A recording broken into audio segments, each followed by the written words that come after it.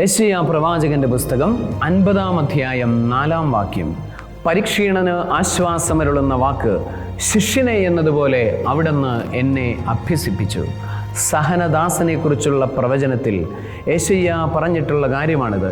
യേശുവിൻ്റെ കുരിശിനെക്കുറിച്ചുള്ള പ്രവചനത്തിൽ, കുരിശിൻ്റെ യാത്രയെക്കുറിച്ചുള്ള പ്രവചനത്തിൽ യെശയ്യാ പ്രവാചകൻ പറഞ്ഞിട്ടുള്ള കാര്യമാണിത്. പരിക്ഷീണൻ ആശ്വാസമരുളുന്ന വാക്കായി അവിടുന്ന് ഒരു ഗുരുവിനെ പോലെ ഈശോയുടെ കൂടെ പിതാവായ ദൈവം നടന്നു. പ്രിയപ്പെട്ട സഹോദര സഹോദരി, കുരിശിൻ്റെ വഴികളിൽ നീ തനിച്ചായി പോകുന്നു എന്ന് നീ വിചാരിക്കുന്നുണ്ടോ? ഇല്ല. നിന്നെ ആശ്വസിപ്പിക്കുന്ന വചനമായി, നിന്നെ ആശ്വസിപ്പിക്കുന്ന സാന്നിധ്യമായി, നിന്നെ പുതുതായി പണിയുകയും പഠിപ്പിക്കുകയും ചെയ്യുന്ന സാന്നിധ്യമായി അവിടുന്ന് നിന്റെ കൂടെ വസിക്കുന്നുണ്ട്.